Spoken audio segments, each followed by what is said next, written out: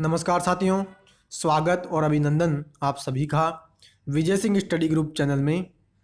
मैं विजय सिंह और मित्रों, हम चर्चा कर रहे हैं इंडियन पॉलिटी में भारत की राजव्यवस्था में एम लक्ष्मीकांत की बुक की, जिसमें 13 लेसन इस बुक के हमने कंप्लीट कर लिए। देखिए, इंडियन पॉलिटी की लक्ष्मीकांत की सीरीज हमारी चल रही है। दिनों दिन लेक्चर्स यूट्यूब पर अपलोड होते जा रहे हैं, तो ज़रूर से आप मेरे लेक्चर्स को सुनते रहिए। और नोट्स आप प्रिपेयर करना चाहते हैं तो इनको देख करके आप नोट्स भी बना सकते हैं, क्योंकि इस बुक में जो भी आवश्यक चीज़ें हैं वही मैंने इस पीडीएफ में डाल रखी है, तो इनको देख करके आप अपने नोट्स भी बना सकते हैं। और मैंने पहले भी आपको कहा कि इस बुक में एन लक्ष्मीकांत की जो बुक है पूरी भारत की राजव्यवस्था है। कोई सा भी एग्ज़ाम अगर इंडिया में होता है जिसमें पॉलिटी आती हो, तो सारी पॉलिटी उसमें आने वाली इस बुक में समाहित है। तो 13 लेसन हमने इसके कंप्लीट कर लिए। पिछला जो लेसन हमारा हमने कंप्लीट किया वो था संघीय व्यवस्था से संबंधित था। ठीक है, आज चर्चा करेंगे केंद्र राज्य संबंधों की। बहुत इंपॉर्टेंट चैप्टर है मित्रों। केंद्र की सरकार और राज्य की सरकारें, इन दोनों के बीच क्या क्या रिलेशन होते हैं, उन रिलेशंस की चर्चा करेंगे। और 3 टाइप्स में हम रिलेशन को समझेंगे कि विधायी संबंध, प्रशासनिक संबंध कौन से होते हैं, और वित्तीय संबंध क्या क्या होते हैं। इन सभी की डिटेल से एक एक करके चर्चा हम इस लेसन में करने वाले हैं। तो साथियों, अभी तक भी चैनल को आपने अभी तक मेरे को सब्सक्राइब नहीं किया, आप ज़रूर से मेरे चैनल को सब्सक्राइब कर लें। बेल का जो आइकन है, घंटी का जो बटन है, उसके ऑल पर क्लिक करना है आपको, ताकि वीडियो के नोटिफिकेशन आपको मिल जाएंगे। क्लियर? वीडियो आज की पसंद आए तो वीडियो को लाइक करना, ज़्यादा से ज़्यादा दोस्तों में इसको शेयर करना है। ठीक है, तो साथियों चर्चा अब हम स्टार्ट करते हैं। और देखो, केंद्र राज्य संबंधों के बारे में क्या बात बताई जाती है। कहते हैं, देखो 14 नंबर का लेसन है केंद्र राज्य संबंध, सेंट्रल स्टेट रिलेशंस की चर्चा हम स्टार्ट करते हैं। ठीक है, कहते हैं क्या कि भारत का संविधान अपने स्वरूप में संघीय है। बिल्कुल सही है। इसकी हमने पिछले लेसन में डिटेल से एक एक शब्द की, एक एक प्रावधान की बहुत विस्तृत तरीके से हमने इसकी चर्चा कर ली है कि कैसे भारत का संविधान संघीय है। ठीक है, और समस्त शक्तियां हमने, चाहे विधायी शक्तियां हों, कार्यपालक शक्तियां हों, और वित्तीय, केंद्र और राज्यों के बीच में विभाजित कर रखी है। ठीक है, यद्यपि न्यायिक शक्तियों का बंटवारा नहीं है। संविधान में एकल न्यायिक व्यवस्था की स्थापना की गई है, जो केंद्रीय कानूनों की तरह राज्य कानूनों को लागू करती है। बिल्कुल सही है कि हमने शक्तियों का बंटवारा किया है केंद्रीय सरकार और राज्य की सरकारों में, जिसमें विधायी शक्तियां, कार्यपालक और वित्तीय शक्तियों की हम चर्चा हम करेंगे भी। साथ ही न्यायिक शक्तियों का हमने बंटवारा नहीं किया है। एकल न्यायिक सत्ता, यानी हमारे देश में एकीकृत न्यायपालिका है और एकल न्यायिक व्यवस्था हमने स्थापित कर रखी है। ठीक है, नेक्स्ट क्या बात की जाती है कि केंद्र राज्य संबंधों का जो अध्ययन करेंगे हम 3 दृष्टिकोणों से करेंगे। कौन कौन से? विधायी संबंध, प्रशासनिक संबंध और वित्तीय संबंध। ठीक है, 3 संबंधों को मित्रों हम इसमें लेसन में चर्चा करेंगे कि विधायी संबंध कौन कौन से होते हैं केंद्र राज्य सरकारों के मध्य, प्रशासनिक संबंध कौन से होते हैं, और वित्तीय संबंध में क्या क्या हम शामिल करते हैं उसकी भी हम इसमें चर्चा करेंगे। ठीक है, तो चर्चा अब हम स्टार्ट करते हैं। पहले हम चर्चा करेंगे फ्रेंड्स विधायी संबंधों की। ठीक है, आज के लेसन में हम चर्चा करने वाले हैं विधायी संबंधों की। नेक्स्ट वीडियो में हम चर्चा करेंगे फिर प्रशासनिक संबंध की, और फिर नेक्स्ट वीडियो के पार्ट में वित्तीय संबंधों की चर्चा करके इस लेसन को हम कंप्लीट करेंगे। तो देखिए, विधायी संबंधों में क्या बात कही जाती है। कहते हैं कि संविधान के भाग 11 में आर्टिकल 245 से आर्टिकल 255 तक केंद्र राज्य विधायी संबंधों की चर्चा हमने की है। संविधान के कितने भाग हैं? 22। डिटेल्स अलग से इसकी वीडियो मैंने बना रखी थी। संविधान का जब मैंने चैप्टर आपको डिस्कस करवाया, अलग से प्लेलिस्ट भी पूरे संविधान की चैप्टर की बनी हुई है इस बुक की, उसमें आपको ये वीडियो मिल जाएगी। अनुसूचियाँ भी मैंने करवा दी थी, साथ ही संविधान के 22 भाग उसमें मैंने कंप्लीट करवा दिए। तो कह रहा है कि संविधान का जो भाग 11 है ना, उसमें आर्टिकल 245 से 255 तक हम किसकी चर्चा करते हैं? केंद्र राज्य संबंधों की। इसके अतिरिक्त कुछ अन्य अनुच्छेद भी इस विषय से संबंधित है। ठीक है, अब केंद्र राज्य संबंध में अगर हम चर्चा करें विधायी संबंधों की, तो विधायी संबंधों में 4 स्थितियां हैं मित्रों। 4 चीज़ों की हम चर्चा करेंगे विधायी संबंधों में। कौन कौन सी है? कहता है पहला क्या कि केंद्र और राज्य विधान के सीमांत क्षेत्र, यानी इसमें हम किसकी चर्चा करेंगे कि केंद्र की सरकार और राज्य की सरकार, यानी केंद्र की विधायिका यानी संसद और राज्य विधानमंडल अगर कानून बनाता है तो वो कानून कहाँ कहाँ तक, यानी कौन से क्षेत्र तक वो लागू होगा, उसकी इसमें चर्चा करेंगे। फिर विधायी विषयों का बंटवारा करेंगे कि कौन कौन से ऐसे विषय हैं जिन पर केंद्र की सरकार कानून बना, यानी केंद्र में संसद कानून बनाएगी, राज्य में राज्य की विधानमंडल कानून बनाएगा। यानी इसमें कुल मिला के हम संघ सूची, राज्य सूची और सम्मति सूची की चर्चा करेंगे। तीसरे में चर्चा करेंगे राज्य क्षेत्र में संसदीय विधान, यानी संसद अगर वो कानून बना देती है तो कौन सी ऐसी परिस्थितियां हैं जिसमें राज्य में भी वो कानून लागू होगा, उसकी चर्चा करेंगे। और चौथे में हम चर्चा करेंगे कि राज्य विधान पर केंद्र का नियंत्रण, यानी राज्य का विधानमंडल अगर कोई कानून बनाता है तो केंद्र में संसद किस प्रकार से उस पर नियंत्रण अपना बनाए रखती है, उसकी हम इसमें चर्चा करेंगे। तो इस प्रकार से 4 चीज़ों की हम इसमें विधायी संबंधों में चर्चा करेंगे। ठीक है, आई होप कि ये बात आपको अच्छी प्रकार से समझ आई है। पहला हम चर्चा कर रहे हैं केंद्र और राज्य विधान के सीमांत क्षेत्र, यानी उनका क्षेत्र विस्तार हम चर्चा करेंगे कि कानून कैसे कहाँ तक लागू होगा, क्या बात बताई जाती है। पहला कहते हैं कि संसद जो होगी पूरे भारत या किसी क्षेत्र के लिए कानून बना सकती है। ठीक है, संसद किसी भी क्षेत्र के लिए कानून बना सकती है। कैसे? संघ सूची पर कानून बनाएगी, बिल्कुल सही है। राज्य सूची पर भी कानून बना सकती है संसद, बिल्कुल सही है। इसकी हम इस लेसन में चर्चा भी करेंगे। 5 परिस्थितियां मैं बताऊंगा, ऐसी परिस्थितियां जिनमें संसद राज्य सूची पर कानून बना सकती है और समवर्ती सूची पर भी संसद कानून बना सकती है, क्योंकि समवर्ती सूची पर तो राज्य और केंद्र दोनों कानून बना सकते हैं।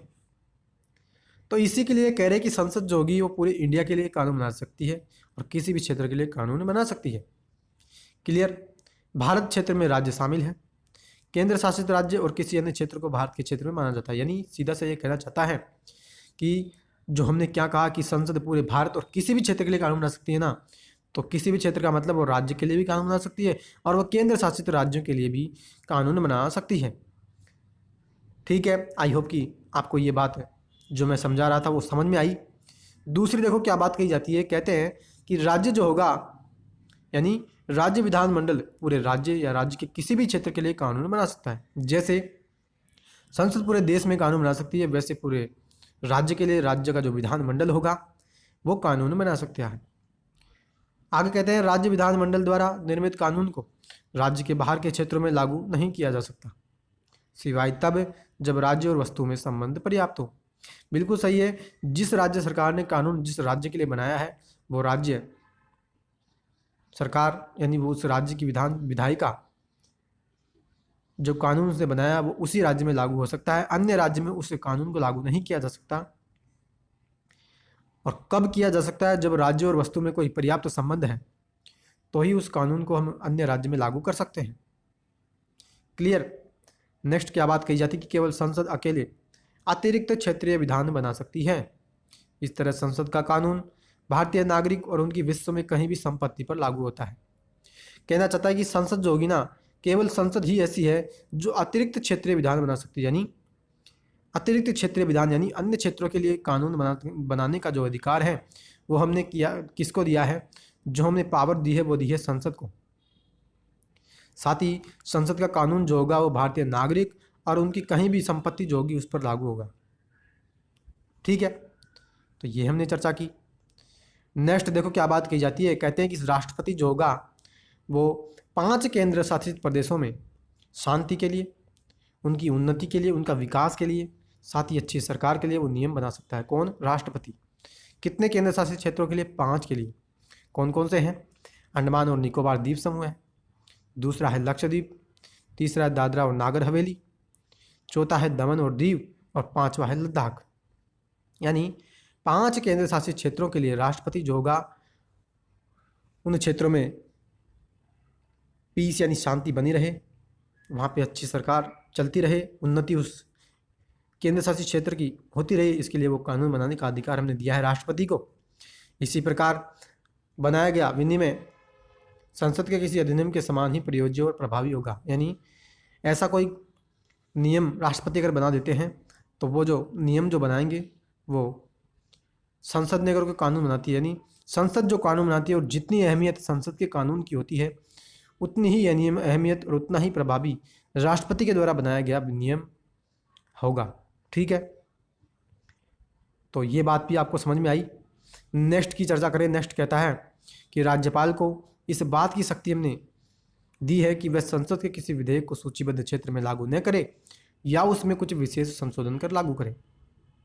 यानी मित्रों, जब हम अनुसूचित और जनजाति क्षेत्रों के प्रशासन की चर्चा करेंगे तब हम डिटेल से चर्चा करेंगे मित्रों कि राज्यपाल को हमने ये अधिकार दिया है कि संसद कोई कानून बनाती है ना पूरे देश के लिए, तो राज्यपाल को हमने ये शक्ति दे दी कि संसद के द्वारा बनाए गए उस कानून को राज्यपाल उस क्षेत्र में लागू न करे या उसमें कुछ संशोधन करके लागू करे, ताकि उस विशेष क्षेत्र की जो संस्कृति है, उसकी जो सभ्यता है, उसके जो रीति रिवाज हैं, उसके जो नियम कानून कायदे हैं वो सही दिशा में काम करते रहें, उनको किसी प्रकार से कोई नुकसान न पहुँचे। तो ये भी हमने चर्चा की। नेक्स्ट कहते हैं कि असम का राज्यपाल जो होगा वो राज्य के किसी विधेयक को असम का राज्यपाल संसद के किसी विधेयक को जनजातीय क्षेत्र में प्रयोग न कर या कुछ विशिष्ट परिवर्तनों के साथ लागू कर सकता है।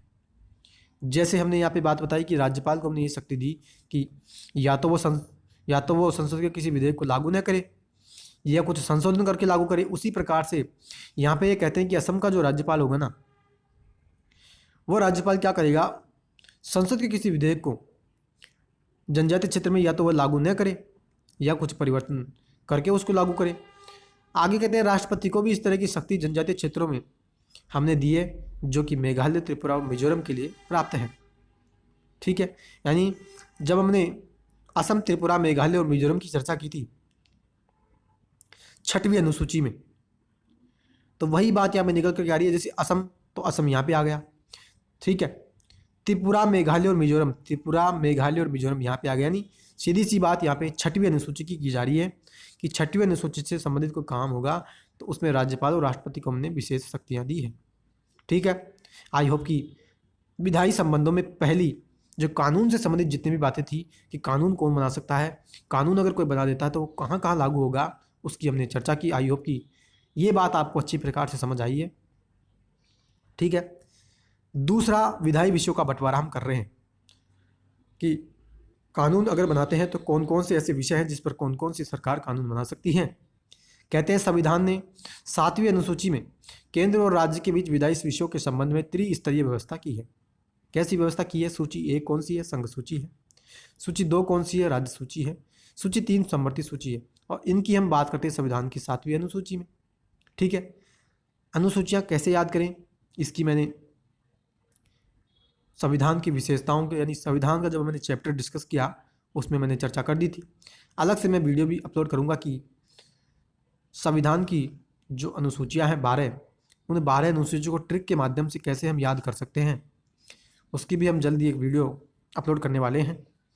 तो ये कहना चाह रहा है मित्रों कि विधायी विषयों को हमने बांट दिया 3 सूचियों में कि संघ सूची में संघ सरकार कानून बनाएगी यानी संसद कानून बनाएगी, राज्य सूची पर राज्य का विधानमंडल और समवर्ती सूची पर संसद और राज्य विधानमंडल दोनों कानून बना सकते हैं। ठीक है, पहली देखो क्या बात कही जाती है। कहते हैं कि संघ सूची से संबंधित किसी भी मामले पर कानून बनाने की जो पावर हमने दी किसको? संसद को। कितने विषय इसमें हम शामिल करते हैं? 100 विषय। यानी संघ सूची में ध्यान रखना 100 विषय हमने शामिल कर रखे हैं। डायरेक्टली फैक्चुअल क्वेश्चन यहाँ से बनने की पूरी संभावना है कि संघ सूची में कितने विषय शामिल हैं। ध्यान रखना 100 विषय इसमें शामिल कर रखे हैं। दूसरा बात करें राज्य सूची की, तो राज्य विधानमंडल को सामान्य परिस्थितियों में राज्य सूची में शामिल विषय पर कानून बनाने की शक्ति है और इसमें 61 विषय हमने शामिल कर रखे हैं। यानी संघ सूची में 100 विषय हैं, राज्य सूची में 61 विषय हैं। राज्य विधानमंडल को राज्य सूची पर कानून बनाने का अधिकार है सामान्य परिस्थितियों में। ठीक है, सामान्य परिस्थितियां में बना सकते हैं, विशेष परिस्थितियों में तो वो नहीं बना सकते। संघ सूची को भी विशेष परिस्थिति में अधिकार हमने दिया है, इसमें हम चर्चा भी करेंगे। ठीक है, नेक्स्ट समवर्ती सूची की बात करें तो उसमें 52 विषय है और समवर्ती सूची पर अधिकार किसको है कानून बनाने का? संसद और राज्य विधानमंडल को। जैसे समवर्ती सूची में कौन कौन से विषय हैं बता रहे हैं कि आपराधिक कानून हो गया, सिविल प्रक्रिया, विवाह और तलाक हो गए, परिवार नियोजन, बिजली, दवा, अखबार आदि जैसे मामले होते हैं वो समवर्ती सूची में होते हैं ताकि दोनों केंद्र यानी संसद और राज्य दोनों उस पर कानून बना सकते हैं। ठीक है, तो दूसरी चीज भी हमने चर्चा की। अब बहुत इंपॉर्टेंट बात आती है, कई बार एग्जाम में यहाँ पे क्वेश्चन बना है मित्रों कि 42वें कॉन्स्टिट्यूशन अमेंडमेंट एक्ट 1976, जिसको कि हम मिनी कॉन्स्टिट्यूशन भी कहते हैं, क्योंकि इसके माध्यम से बहुत से प्रावधान हमने संविधान में जोड़े थे, इसीलिए हमने इसको मिनी कॉन्स्टिट्यूशन कहा है। क्या करा है कि 42वें संविधान संशोधन अधिनियम के माध्यम से हमने 5 विषय ऐसे थे जिनको हमने राज्य सूची से निकाला और किस में डाला, समर्थित सूची में। यानी इस संविधान संशोधन अधिनियम के माध्यम से 5 विषय निकाले जो पहले किस में शामिल थे, राज्य सूची में, उसको किस में डाला, समर्थित सूची में, ताकि अब उस पर कानून बनाने की शक्ति किसको भी मिल गई, संसद को भी मिल गई, इसीलिए तो हमने उसको निकाला है। अगर वो 5 विषय राज्य सूची में ही रहते तो केंद्र की जो संसद है, यानी संसद जो होगी वो राज्य सूची पर वहाँ पे फिर कानून नहीं बना सकती थी। इस कारण से इस एक्ट के माध्यम से हमने उसको निकाल दिया। कौन कौन से ऐसे विषय हैं? पहला है शिक्षा, दूसरा है वन, तीसरा है नाप और तोल, चौथा है वन्य जीव और पक्षियों का संरक्षण, और 5वां है न्यायिक प्रशासन। पांचों बहुत इंपॉर्टेंट है, पांचों चीज़ें आपको याद होनी चाहिए कि 5 ऐसे कौन से विषय हैं जिनको हमने 42वें कॉन्स्टिट्यूशन अमेंडमेंट एक्ट 1976 के माध्यम से राज्य सूची से निकाल करके, स्टेट लिस्ट से निकाल करके कॉन्करेंट लिस्ट यानी समवर्ती सूची में डाला है। ठीक है, तो बहुत इंपॉर्टेंट ये 5 विषय हैं, जरूर से आपको याद होने चाहिए। क्लियर? आई होप कि यहाँ तक की बात आपको अच्छी प्रकार समझ आ रही है मित्रों।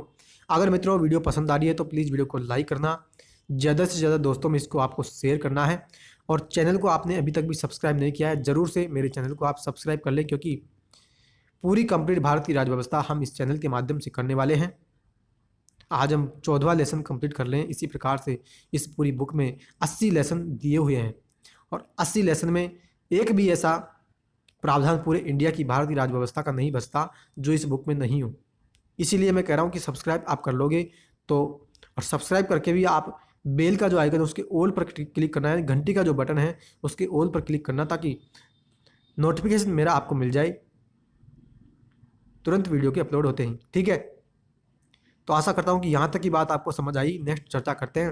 कहते हैं कि इस तरह स्पष्ट है कि विधायी एकता के लिए आवश्यक राष्ट्रीय महत्व के ऐसे मामलों को संघ सूची में शामिल किया गया है।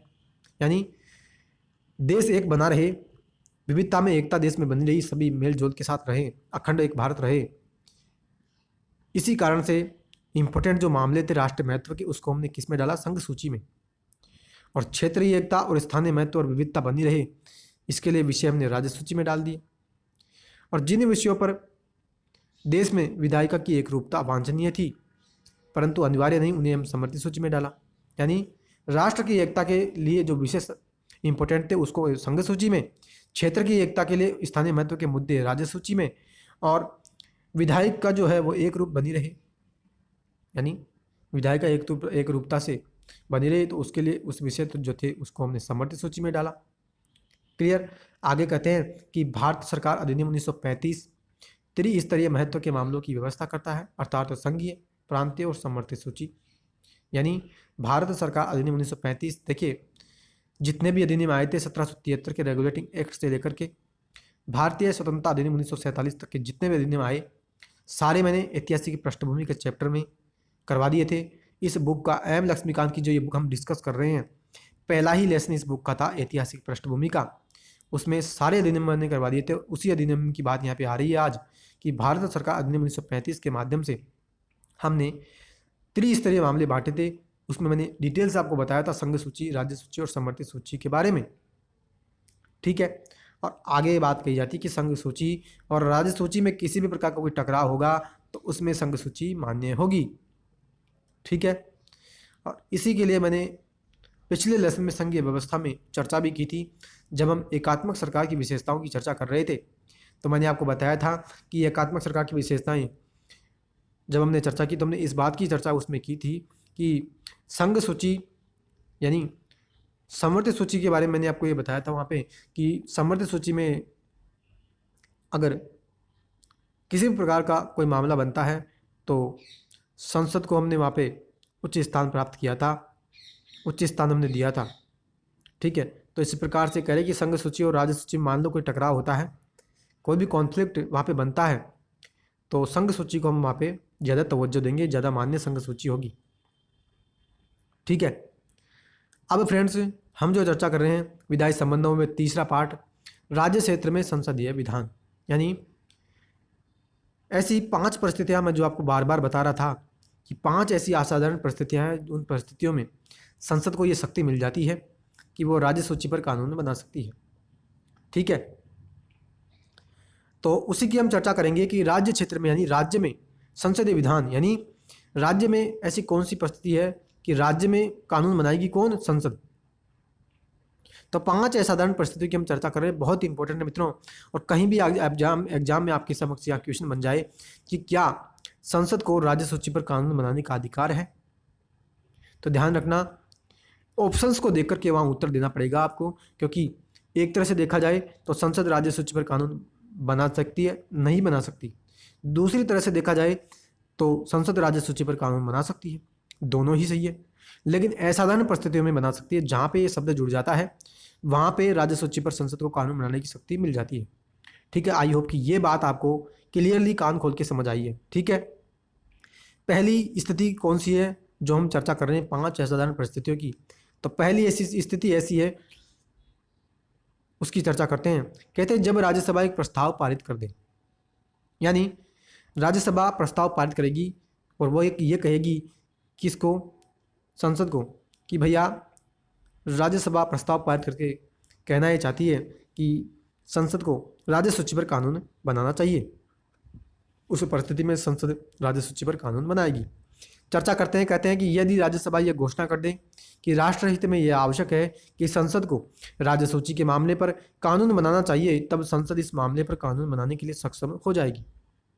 वही तो मैं आपको बता रहा हूँ कि राज्यसभा ने घोषणा कर दी, प्रस्ताव पारित कर दिया कि राष्ट्रहित में यह आवश्यक स्थिति बनती है कि संसद को राज्य सूची पर कानून बनाना चाहिए, तो संसद इस मामले पर कानून बनाएगी। ठीक है, लेकिन जो प्रस्ताव राज्यसभा पारित करेगी उसको 2/3 बहुमत से पारित होना चाहिए, यानी वो प्रस्ताव 2/3 बहुमत से पारित होना चाहिए और यह प्रस्ताव 1 वर्ष तक ही लागू होगा। इसे हम आगे असंख्य बार यानी कितनी भी बार हम इसको बढ़ा सकते हैं, परंतु इसे एक बार में 1 वर्ष से ज़्यादा के लिए हम नहीं बढ़ा सकते। ठीक है, तो ये बात आशा करता हूँ आपको अच्छी प्रकार से समझ आई है। यानी सीधी सी बात आप ये समझ लेना, राज्यसभा प्रस्ताव पारित करेगी और ये कहेगी कि संसद को इस मामले पर, राज्य सूची के मामले पर कानून बनाना चाहिए, तो संसद को उसी कहने से फिर पावर मिल जाएगी, शक्ति उसको मिल जाएगी और वो राज्य सूची पर कानून बनाने के लिए सक्षम हो जाएगी। ठीक है, लेकिन ये प्रस्ताव जो राज्यसभा पारित करेगी उसको 2/3 बहुमत से समर्थन मिलना चाहिए, यानी वो प्रस्ताव 2/3 बहुमत से पारित हो जाएगा, तब जाकर के उसको ये पावर मिलेगी कि संसद राज्य सूची पर कानून बनाने के लिए सक्षम हो जाएगी। ठीक है, दूसरी कौन सी परिस्थिति बनती है उसकी मित्रों चर्चा करते हैं। देखो, दूसरी परिस्थिति के बारे में कहते हैं कि राष्ट्रीय आपातकाल के दौरान, यानी देश में अगर नेशनल इमरजेंसी लग जाती है तो उस परिस्थिति में भी संसद को ये पावर मिल जाती है कि वो राज्य सूची पर कानून बना सकती है। कहते हैं क्या कि यदि आपातकाल प्रभावी हो जाए तो संसद राज्य सूची के मामलों की शक्तियां अधिग्रहित कर लेती है। आपातकाल समाप्त होने के 6 माह बाद तक यह व्यवस्था प्रभावी रहेगी। कहना क्या चाहता है, सिंपल सी भाषा में ये कहना चाहता है कि आपातकाल अगर लग जाता है तो संसद कानून लाएगी किस सूची पर? राज्य सूची पर। ठीक है, और मान लीजिए वो कानून, मान लीजिए संसद ने राज्य सूची पर बना दिया और आपातकाल वो समाप्त भी हो गया, तो आपातकाल समाप्त होने के 6 माह बाद तक संसद ने जो कानून बनाया है ना, वो 6 माह बाद तक वो कानून लागू रहेगा। 6 माह जैसे ही पूरे होंगे वो कानून प्रभावी नहीं होगा। ठीक है, वो कानून फिर समाप्त हो जाएगा, क्योंकि आपातकाल की स्थिति से निपटने के लिए संसद ने राज्य सूची पर कानून बनाया है। ठीक है, तो दूसरी परिस्थिति की मैंने आपके समक्ष चर्चा की। तीसरी परिस्थिति की चर्चा मित्रों करते हैं। कहते हैं क्या कि राज्यों के अनुरोध की व्यवस्था में अब क्या होगा, 2 या 2 से ज़्यादा राज्य मित्रों निवेदन करेंगे, ठीक है, संसद से कि हमारे लिए आप राज्य सूची पर इस मामले पर कानून बनाइए, तो फिर उस परिस्थिति में भी राज्य सूची पर संसद कानून बनाएगी। ठीक है, क्या कहना चाहता है? कहते हैं कि जब 2 या 2 से अधिक, यानी जब 2 या अधिक राज्यों के विधानमंडल प्रस्ताव पारित करें कि राज्य सूची के मसले पर कानून बनाया जाए, तब संसद उस मामले के संबंध में कानून बना सकती है। ठीक है, 2 या 2 से ज़्यादा राज्य। ठीक है, अकेला राज्य मित्रों ये अनुरोध नहीं कर सकता। ध्यान रखना, बहुत इंपॉर्टेंट बात है, 2 या 2 से ज़्यादा राज्य होने चाहिए। उन्होंने प्रस्ताव पारित कर दिया कि राज्य सूची के निम्न मामले पर कानून ये बनाया जाए, तो संसद कानून बनाएगी। यह कानून उन्हीं राज्यों में लागू होगा जिन्होंने इसके बनाने में प्रस्ताव पारित किया था। यानी मान लीजिए आज की डेट में राजस्थान, पंजाब और हरियाणा प्रस्ताव पारित करे संसद को कि हमारे तीनों, यानी ये तीनों राजस्थान, पंजाब और हरियाणा तीनों कह रहे हैं कि मान लीजिए शिक्षा पर आप कानून बनाइए। तो संसद ने जो कानून बना दिया मान लीजिए शिक्षा पर, तो राजस्थान, पंजाब और हरियाणा इन तीनों में ही ये कानून लागू होगा। ध्यान रखना, अन्य राज्यों में ये कानून लागू नहीं होगा। बहुत इंपॉर्टेंट बात है, ठीक है। आगे कहते हैं, यद्यपि बाद में कोई राज्य इस संबंध में विधानमंडल में पारित प्रस्ताव के माध्यम से इसे लागू कर सकता है। यानी अगर मान लीजिए इस कानून को जो बनाया है, अभी मैंने आपके समक्ष चर्चा की, अगर कोई विधानमंडल, कोई भी राज्य का विधानमंडल अगर इस प्रस्ताव को, यानी इस कानून को लागू करना चाहता है ना, तो एक प्रस्ताव लेकर के आएगा और उस प्रस्ताव के माध्यम से उस कानून को उस राज्य में लागू कर सकता है, ठीक है। यानी किसी राज्य को ये कानून अगर कोई इंपॉर्टेंट लगता है, अच्छा लगता है, तो वो लागू कर सकता है, ठीक है। नेक्स्ट कहते हैं क्या कि राज्यों द्वारा इस प्रकार का प्रस्ताव पारित करने का अभिप्राय यह है कि उन्होंने अपने कानून निर्माण की शक्ति को स्थगित या समर्पित कर दिया है तथा सभी कुछ संसद के हाथों में सौंप दिया है। यानी इसका मतलब तो यही हुआ कि राज्य जो हैं, यानी राज्य सूची पर कानून बना सकते थे, लेकिन वो कानून नहीं बनाना चाहे। यानी कानून बनाने की जो शक्ति है उसको किसको दे दिया? संसद को दे दिया, ठीक है। आगे कहते हैं कि उक्त व्यवस्था के तहत पारित कुछ कानून के उदाहरण इस प्रकार है। यानी जो हम चर्चा कर रहे थे कि राज्यों ने अनुरोध किया और अनुरोध करने पर संसद कानून बना सकती है, तो मित्रों इस व्यवस्था का उपयोग पहले किया जा चुका है। कैसे कि वन्यजीव संरक्षण अधिनियम 1972 और जल प्रदूषण नियंत्रण और निवारण अधिनियम 1974।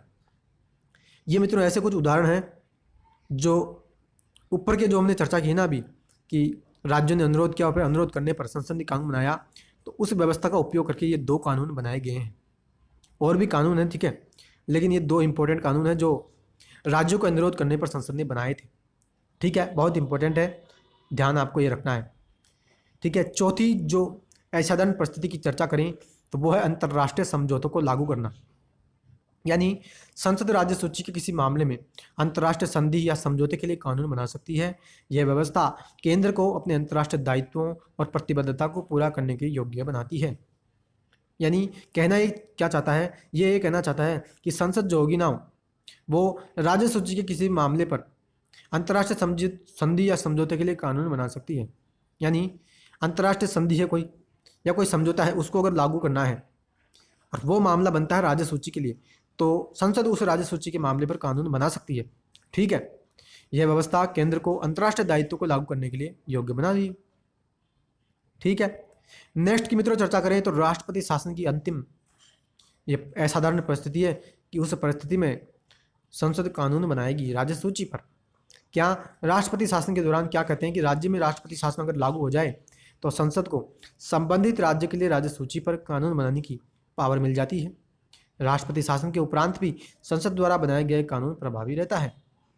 यानी 5वीं परिस्थिति ऐसी है कि राष्ट्रपति शासन अगर किसी राज्य में लग जाता है तो उसी राज्य के लिए संसद राज्य सूची पर कानून बनाएगी, अन्य राज्यों में वो कानून लागू नहीं होगा, ठीक है। आई होप कि ये 5 असाधारण परिस्थितियाँ आपको समझ में आई है। एक एक करके मैं अगर आपसे फिर से समराइज अगर कर दूं तो पहली हमने अगर चर्चा करें तो ध्यान रखना, राज्यसभा अगर प्रस्ताव पारित करे और वो प्रस्ताव होते ही बहुमत से पारित हो जाए तो संसद राज्य सूची पर कानून बनाने के लिए सक्षम हो जाएगी, ठीक है। दूसरी विशेषता की चर्चा करें, 2 या 2 से अधिक राज्य प्रस्ताव पारित कर दें तो भी संसद राज्य सूची पर कानून बनाने के लिए सक्षम हो जाएगी। तीसरी, राष्ट्रपति शासन किसी राज्य में लग जाए तो उस परिस्थिति में संसद राज्य सूची पर कानून बना सकती है। चौथी जो होगी वो राष्ट्रीय आपातकाल अगर देश में लग जाए उस परिस्थिति में राज्य सूची पर संसद कानून बना सकती है। 5वीं की चर्चा करें, अंतर्राष्ट्रीय समझौतों को या संधि को कोई लागू करना है तो भी संसद राज्य सूची पर कानून बना सकती है, ठीक है। बहुत इंपॉर्टेंट ये 5 परिस्थितियाँ हैं। तो डिटेल से आपको ये 5 परिस्थितियाँ मैंने आपको समझाई। आशा करता हूँ कि आपको एक एक करके सारी परिस्थितियाँ समझ में आई है। अब मित्रों विधायी संबंधों में चौथी जो हम चर्चा कर रहे थे 4 दृष्टिकोण, तो क्या कहता है, राज्य विधानमंडल पर केंद्र का नियंत्रण। यानी फ्रेंड्स क्या कहता है कि राज्य का विधानमंडल अगर कोई कानून बनाता है और उस पर केंद्र की सरकार, यानी केंद्र में जो सरकार है वो कैसे नियंत्रण रखेगी, तो उसकी चर्चा कर रहे हैं कि राज्यपाल कुछ प्रकार के विधेयकों को सॉरी यहाँ पे विधेयक है, ठीक है, टाइपिंग मिस्टेक है। यहाँ पे राज्यपाल कुछ प्रकार के विधेयकों को राष्ट्रपति की संस्तुति के लिए सुरक्षित रख सकता है और राष्ट्रपति को उन पर विशेष वीटो की शक्ति भी प्राप्त है। ठीक है, तो ये एक केंद्र का नियंत्रण हो गया। दूसरा कैसे करेंगे कि राज्य सूची से संबंधित कुछ मामलों पर विधेयक सिर्फ राष्ट्रपति की पूर्व सहमति पर लाया जा सकता है। यानी राज्य सूची में भी मित्रों कुछ ऐसे मामले हैं जिन पर अगर राज्य के विधानमंडल को कोई कानून बनाना है ना, तो पहले परमिशन लेनी पड़ेगी किससे? राष्ट्रपति से।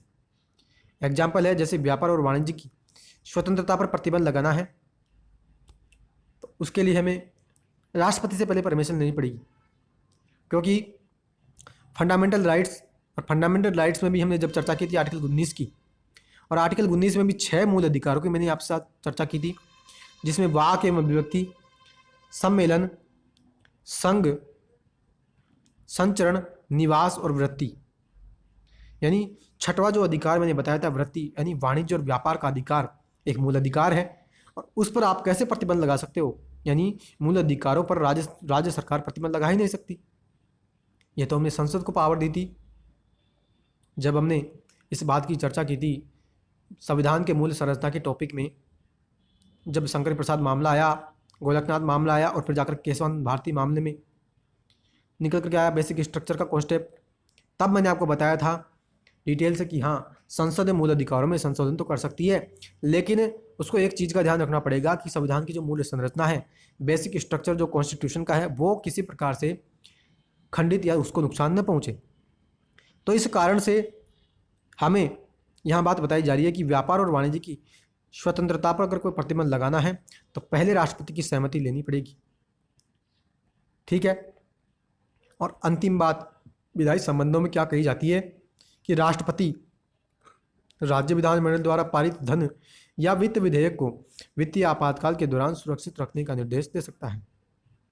क्या ये कहना चाहता है कि राष्ट्रपति जो होंगे वो राज्य विधानमंडल ने मान लीजिए कोई धन विधेयक या वित्त विधेयक को पारित किया है, तो वित्तीय आपातकाल अगर देश में लग जाता है तो उस स्थिति में उसको सुरक्षित रखने का निर्देश वो देंगे, क्योंकि उस समय देश में फाइनेंशियल जो कंडीशन है वो गड़बड़ाई हुई है। तो उस स्थिति में आप उस विधेयक को सुरक्षित रख सकते हो ताकि देश की मुद्रा और साख जो व्यवस्था है वो बनी रहे।